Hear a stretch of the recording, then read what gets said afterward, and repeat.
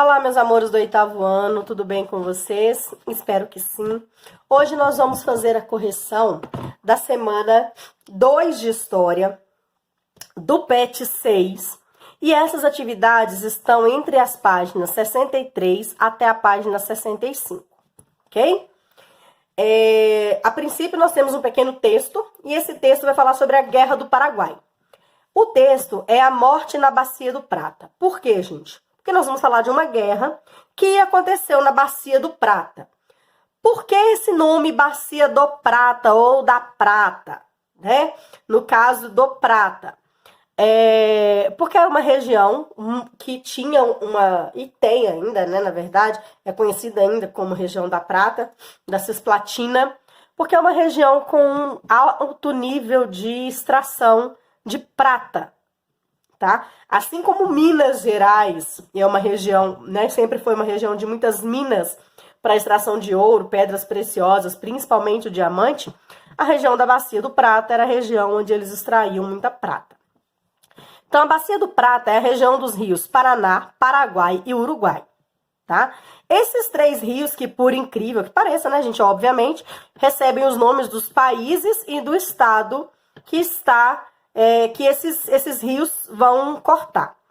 Por que essa região é tão importante, gente? Primeiro, a província do Mato Grosso, com a capital, se comunicava com o Rio de Janeiro, que era, né, a capital do Império, através desse rio, tá? Desses rios aqui. Era a única forma de sair do Mato Grosso e ir até o Rio de Janeiro. Segunda dependência do rio. O Paraguai, eles não têm saída para o mar, para o oceano. Então, eles tinham que circular, navegar pelos rios, tá? Pelos rios Paraná, Paraguai e Uruguai, para conseguir chegar no litoral e tanto embarcar suas mercadorias para venda, quanto receber as mercadorias que estavam sendo trazidas para o Brasil. Em 1864, o Brasil, governado, né, no caso, por Dom Pedro II, já no chamado Segundo Reinado, ele tinha muitos poderes, né, ele exercia uma autoridade muito grande em cima do Paraguai, do Uruguai e até mesmo da Argentina, que são as sociedades da região da Cisplatina. Só que aí ia ter uma eleição no Uruguai, tá? Essa eleição no Uruguai era dividida em dois grupos, que eram os colorados e os blancos, igual aqui no Brasil, que eram os progressistas e regressistas, conservadores e liberais. Lá tinha os colorados e os blancos. O Brasil apoiava os colorados, o Paraguai apoiava os blancos. O Brasil comandado por Dom Pedro II e o Paraguai comandado por Francisco Solano Lopes. Quando o Paraguai, né, o Francisco Solano, descobriu das intenções do governo brasileiro de interferir na política do Uruguai, ele falou, não vou deixar não, porque se o Brasil se interferir lá, ele pode me atrapalhar na minha navegação, né, porque eu preciso chegar no litoral. Então, ele invade, o Francisco Solano Lopes, ele invade com o exército paraguaio a região do Mato Grosso. Quando ele invade essa região, ele tem uma vitória esmagadora, porque lá tinha mais ou menos 875 militares e 3.000 homens da Guarda Nacional. E ele invadiu lá com mais ou menos 8.000 homens, ou seja, mais de quase 5.000 homens a mais, né? O que acontece? O Solano Lopes vence, porém, o que vai acontecer? Ele vai tentar invadir o território do Rio Grande do Sul. Mas para invadir o território do Rio Grande do Sul, porque aí ele impediu o Brasil totalmente de entrar na região do Uruguai, o que acontece? Ele pede autorização ao líder da Argentina, que era o Bartolomé Mitre, só que o Bartolomé Mitre era aliado da Argentina, do Brasil, e também apoiava os colorados. Então, ele não permite. E aí vai acontecer a aliança entre Brasil, Argentina e os colorados do Uruguai. O Uruguai não é uma aliança fiel, tá? É uma aliança, digamos assim, são os uruguaios, mas uma parte deles, só os colorados, é que vão se unir à Argentina e ao Brasil e vão formar a chamada Tríplice Aliança. Essa Tríplice Aliança vai derrotar as tropas, né, do Solano Lopes e vão fazer com que ele perca, né, a batalha, perca a guerra, e vai acontecer, então, as eleições no Uruguai, tá? A principal batalha, gente, dessa guerra do Paraguai foi a chamada Batalha de Riachuelo, onde a Marinha do Brasil vai alcançar a vitória, né? E vai fazer com que a Bacia do Prata, ou Bacia Platina, no caso, vai ficar sob o controle desses 3 países. Do Uruguai, através dos Colorados, da Argentina e do Brasil. A guerra só chega ao fim com a Batalha de Cerro Corá, tá? Que é quando as tropas brasileiras vão matar o Francisco Solano Lopes e a guerra vai chegar ao fim, isso em 1870. Então, essa guerra dura mais ou menos 6 anos, tá? O que acontece no final da guerra, gente? Quem sai ganhando, quem sai perdendo? O que perdeu mais foi o Paraguai, tá? Porque a guerra foi no solo paraguaio. Então, toda vez que uma guerra acontece dentro de um determinado país, ele é o que mais perde, porque todas as perdas físicas, né, vão acontecer dentro daquele país. Os outros países, normalmente, eles perdem dinheiro, né, verba e pessoas. No caso do país sede da guerra, perde dinheiro, perde pessoas e perde território, tá bom? Tudo que está construído, grande parte é destruída. Então, vamos lá para os resultados. Argentina e Uruguai trouxe para eles a consolidação política, mas não trouxe estabilidade política, tá? Continua tendo problemas políticos.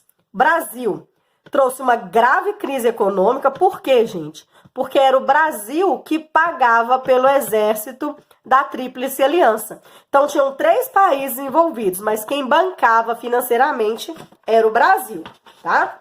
E, para terminar, as consequências do Brasil, o exército brasileiro volta super vitorioso e valorizado, tanto que seus líderes são até considerados heróis nacionais, mas isso se torna até mesmo um grande grupo político, né, que vai até ajudar futuramente na nossa proclamação da República, né, com o Deodoro da Fonseca, Floriano Peixoto, que nós vamos ver lá para frente. E o país mais prejudicado, como eu disse para vocês, é o Paraguai, né?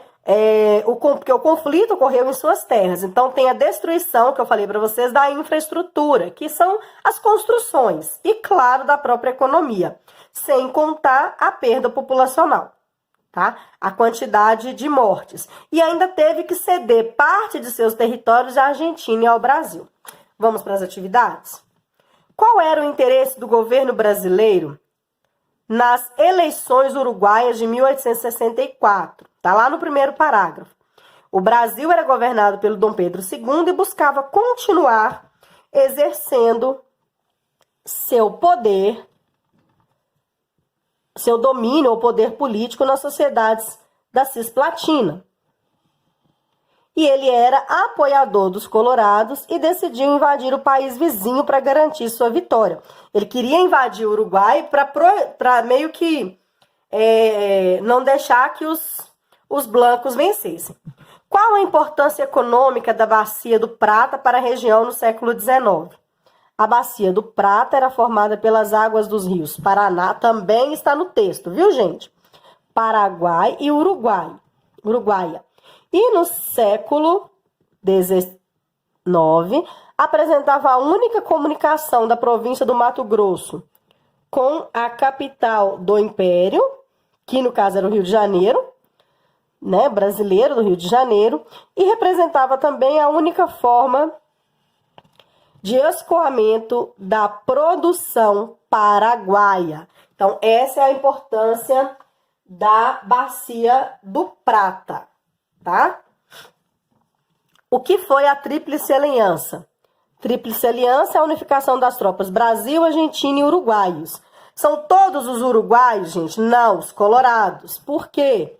Visando derrotar os blancos e as tropas de Solano Lopes do Paraguai a partir de 1865.